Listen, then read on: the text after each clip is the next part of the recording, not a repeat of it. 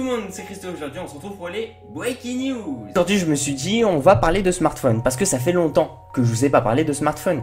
Et aussi de Apple, je crois que ça remonte, la dernière fois c'était Samsung sans doute. Et là je me suis dit on va faire Apple. Donc qu'est-ce qui se passe les gens? Eh bien ces derniers temps il y a eu l'iPhone 6, iPhone 6 Plus. Et bien là on va passer à l'iPhone 6S, voire au 7 carrément, directement. Mais ça m'étonnerait. Il y a beaucoup de rumeurs et tout à propos, blablabla, à propos en fait d'un futur iPhone, donc qui va s'intituler en gros l'iPhone 6S, avec une très grosse nouveauté apparemment, et ça s'appelle le Force Touch. On a pu voir par exemple le Touch ID qui est une sorte de lecteur d'empreintes digitales sur le device depuis l'iPhone 5S. Et là la grosse nouveauté vraiment c'est le Force Touch. Alors si vous voulez votre smartphone, enfin en tout cas l'iPhone 6S, si il aura en tout cas le Force Touch, il sera beaucoup plus sensible. C'est une sorte la possibilité d'avoir une sorte de raccourci et tout, parce que c'est vrai que maintenant quand on est sur des smartphones et tout, c'est vraiment plus agréable d'avoir vraiment des sortes de raccourcis, des trucs comme ça.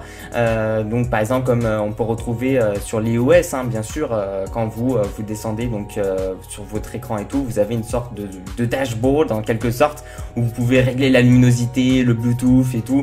Là c'est un peu le même principe en quelque sorte, sauf que vous aurez juste à exercer une pression sur l'écran de ce smartphone. Bon, pas aussi écraser le smartphone, mais juste à poser votre doigt et juste exercer une légère pression, excusez-moi, légèrement plus forte en fait que lorsque vous avez par exemple tapé un SMS et tout. Et en fait, vous aurez l'accès par exemple à des sortes de raccourcis et tout, désactiver la Bluetooth et tout. Donc finalement, c'est voilà, je vais vous montrer un petit schéma et tout sur l'écran. En quelque sorte, c'est une nouveauté, c'est sûr, c'est cool et tout, mais voilà, faut vraiment aussi s'attendre, j'espère en tout cas, à une sorte d'avancée. Enfin voilà, faut que le smartphone soit quand même beaucoup plus puissant que l'ancien qui est l'iPhone 6 Plus ou l'iPhone 6, donc ça va être pas si simple que ça.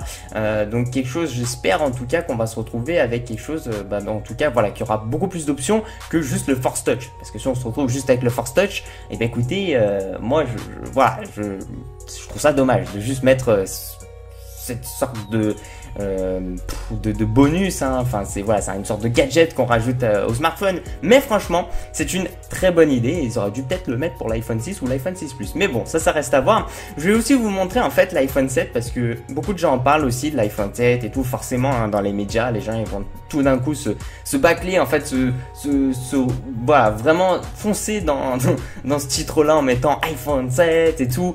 Et il y a eu une sorte de petit concept que j'ai trouvé ça assez intéressant, donc je vais vous montrer aussi sur l'écran, donc qui est tout simplement une sorte de concept de l'iPhone 7 et tout, avec des idées qui voilà. Et puis ce qu'il faut savoir aussi c'est qu'il y a pas mal de brevets que Apple dépose et que souvent ils s'en servent pour construire un iPhone, que ce soit l'iPhone 7 ou voire l'iPhone 8. Et les brevets, malheureusement, ils sont pas tous secrets, donc il y en a qui sont tenus au courant et tout, et puis après ils passent aux médias. Comme par exemple le Touch ID, il y a eu beaucoup de brevets à propos du Touch ID. Alors un brevet, c'est tout simplement, on va déposer quelque chose, que ce soit une idée ou autre, et on va tout simplement la protéger. Comme ça, personne va te plagiat, personne va voler ton idée. Tu pourras dire devant la justice, regardez, lui, il m'a recopié cette entreprise, j'ai déposé un brevet tant, blablabla, et comme ça, en gros, tu peux en tout cas être protégé. Ça, c'est très intéressant, et grâce à ce genre de choses, eh bien, on peut avoir pas mal de choses. Donc, c'est un peu idée aussi avec ce genre de brevet.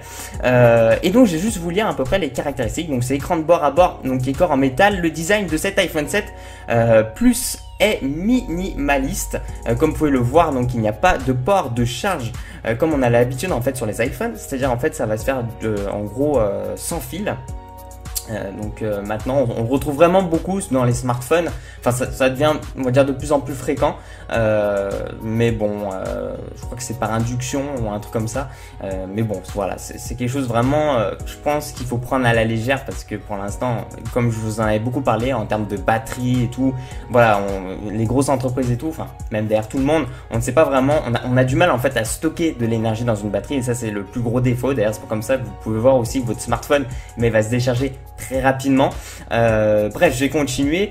Donc du coup on charge, on se ferait comme donc sur concept d'iPhone 7 ou iPhone 6s avec chargeur donc sans fil, ainsi qu'avec une nouvelle technologie permettant donc la charge via Wi-Fi. Le Touch ID est directement intégré sur l'écran, ce qui nous débarrasse donc des soucis qu'il peut y avoir avec un bouton Home classique. Ce modèle d'iPhone 7 Plus est épais en fait de 4,55 mm et possède un écran de 6,3 pouces d'une résolution de 3K. Enfin l'appareil photo frontale est de 7 mégapixels, quant à celui au dos il est de 32 mégapixels. We want it. Ils ont rajouté ça. Donc voilà. Si Apple, je vous le dis cash, si Apple ils sortent un smartphone, parce que souvent dans les concepts et tout, les gens ils poussent vraiment les smartphones, alors que lorsque par exemple Apple vont sortir le produit, eh bien on se retrouve avec quelque chose bien en dessous. Parce que là franchement, là juste les stats, les caractéristiques que le gars il a envisagé pour cet appareil, mais là tu vois, là, faut attendre 10 ans pour avoir mieux.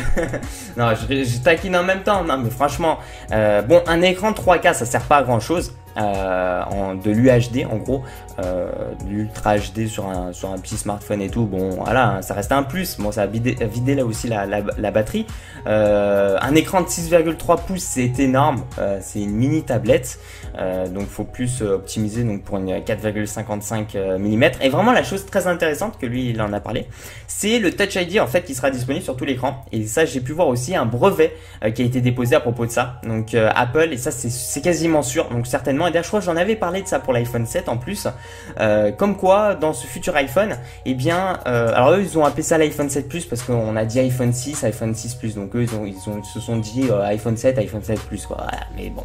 Et juste pour rajouter en fait, donc avoir une sorte de lecteur d'empreintes digitales sur tout l'écran, ça c'est une très bonne idée, mais malheureusement si ils vont construire un smartphone comme ça, je ne veux pas voir le prix. Voilà, je termine cette vidéo comme ça, je ne veux vraiment pas voir le prix. Merci à tous les gens, merci de mettre un petit j'aime à la vidéo, ça fait super plaisir. C'est juste voilà pour vous en parler et tout. Si vous avez des questions ou autre chose, n'hésitez pas. Voilà, j'ai des petites connaissances en plus en smartphone, parce que j'ai pu travailler donc dans la réparation de smartphones, dans certains smartphones et tout. Mais voilà, on peut voir aussi pas mal de défauts, hein, et bon, j'attends aussi l'iPhone 6S, hein, on attend tous ce smartphone là, on l'attend tous. Peace out. Ou pas. Ou pas.